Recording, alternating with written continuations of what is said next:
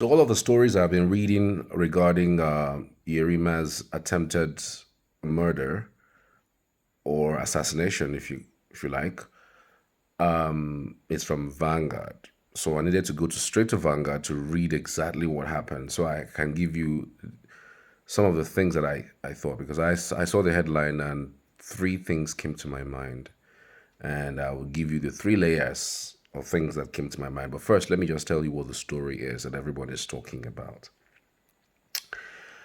A young Nigerian Navy officer, Lieutenant A.M. Yerima, who recently had a confrontation with the Minister of the Federal Capital Territory, Wike, reportedly escaped an assassination attempt on Sunday evening. Military sources told Vanguard that Yerima was trailed by unidentified men dressed in black and riding in two unmarked Hilux vans with no number plates. The vehicles allegedly followed him from Nipco filling station off Kuwa Expressway to Gadona Schoolway. According to the source, the officer noticed the surveillance and executed a strategic maneuver, successfully evading the suspected assailants. The incident reportedly occurred around 6:30 p.m. The source added that the matter is under investigation and is receiving the seriousness it deserves, noting that further details are being withheld so as not to compromise the process. The development comes days after Lieutenant Yerima, while on duty with other security personnel, engaged in a tense confrontation with FCT Minister Wike over a disputed land site in Gadua district. The clash, captured on video, sparked widespread public debate and prompted intervention from the presidency, which subsequently halted the demolition exercise at the site. Following the incident, military veterans nationwide criticized Wike for verbally insulting the officer and rejected calls for disciplinary action against Yerima. Spokesperson for the Coalition of Retired Veterans, Abiodun Duruwaye Herberts, warned that ex-service members would occupy the office and residence of the FCT minister if the officer faced any punishment.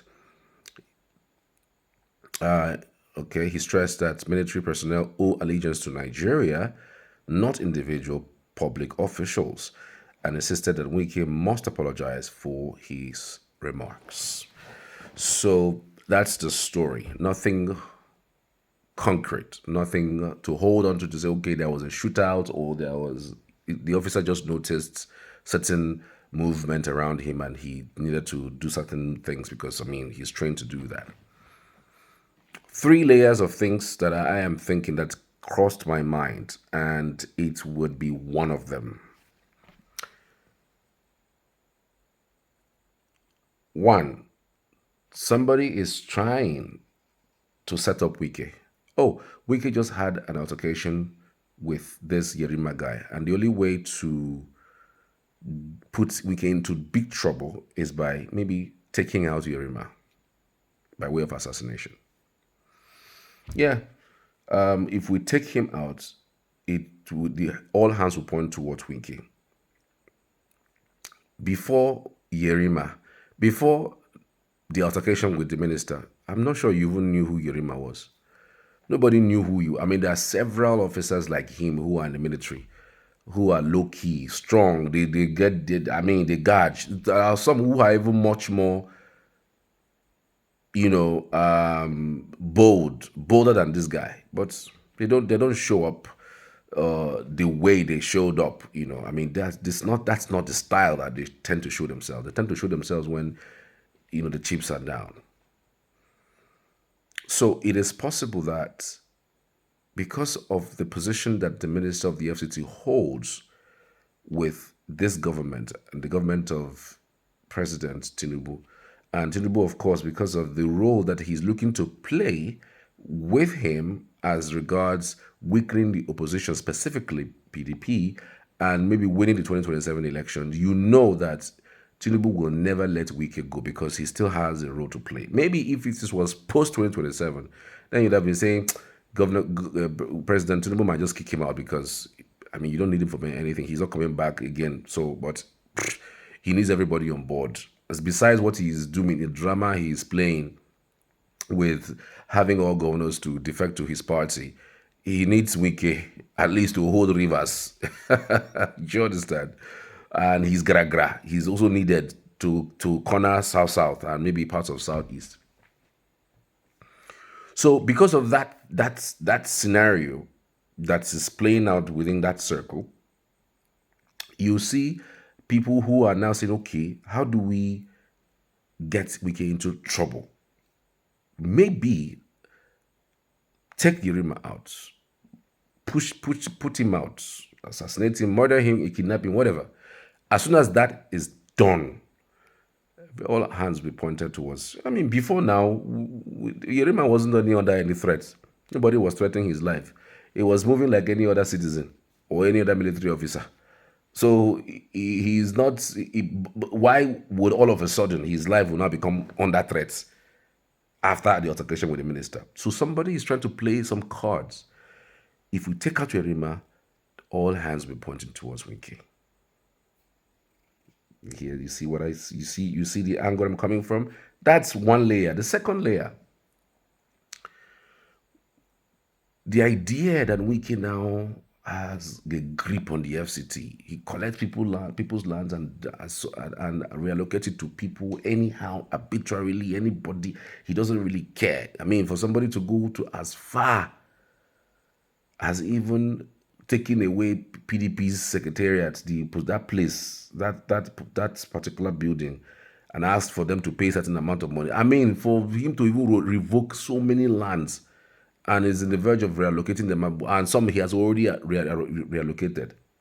So many people are very angry with him that he has that boldness, that a southerner. You remember, this is the first time a southerner is holding a position of the FCT minister ever in the history of the dispensation of this 1999, and even including the so-called, well, we're not counting military in this sense because military is just, khaki and anyhow, anything goes. But this is the first time a minister is emerging and is a minister from the south that is manning the FCT ministry.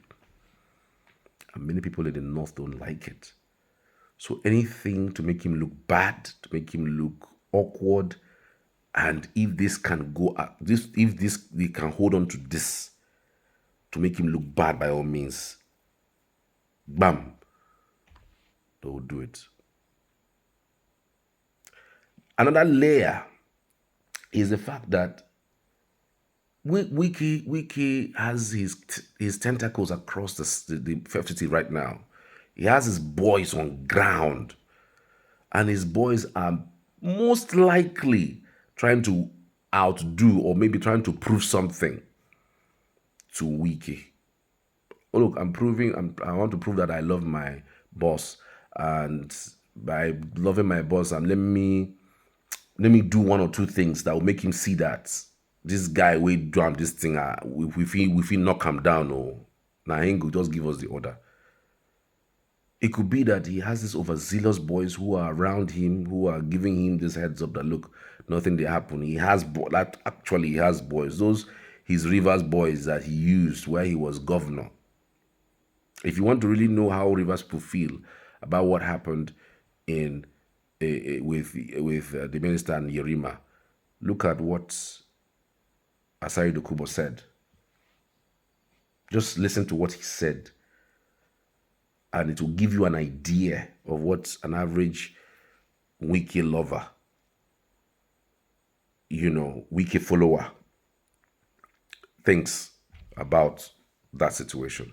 So it could be an overzealous set of people who are Wike supporters, Wike followers, who are trying to see if they can curry some favor from him and say, we don't go scare that guy. We don't go do him something. We don't go do him something. So, I mean, all way clear. Just to put a little bit of fear out there. And for the life of me, the way things are, it will be in the best interest of Wike for nothing to happen to that guy. Even if it means him providing extra security for the guy. Because if anything happens to him, wahala go deal. Wahala go deal. If anything happens to him, wahala go deal. And I don't really see Wike as somebody who is someone who can create a scenario, maybe call people to go and assassinate somebody because they challenged him. I don't really see him. Based on his demeanor, his attitude, his personality, even from River State, I don't see him as somebody who would come out, go and start assassinating somebody. Even after he has done his interview, where he came and basically said he didn't call the guy a fool, that things should be done the right way. I don't see him as that kind of person. I don't know. That this is just me talking. I am not saying, I have not said to you that somebody is planning to assassinate Yerima so that Wike will look bad. I have not also said to you that Wike is trying to scare the young boy so that he will not ever intimidate, he will not ever do that nonsense he does. I have not also told you that Wike's boys are the ones responsible for all of these things, so that it will look like that they are behind their boss and they cannot be there, and their boss will be facing this kind of intimidation from the military. And then I've not told you that, but I'm just giving you the possible scenario that may be playing out, and we are just oblivious. We're just running with the narrative of what Vanguard has just posted. There are more to some of these news that you see and read online than meets the eyes. And quite frankly, there's more to that Vanguard story than what has been posted. It could be also a plot to make Wike be at alert that whatever he might be thinking or maybe planning, or whatever he wants to plan, he should not carry it out, because if he does, all hands will be pointed at him. It could be a way of even protecting himself. It could be a way of Yerima also protecting himself and saying, I need to do this, or maybe stage something, let it look like, oh, they are coming at me, and everybody will think, oh, it's Wike. So it will put Wike on the edge over this issue.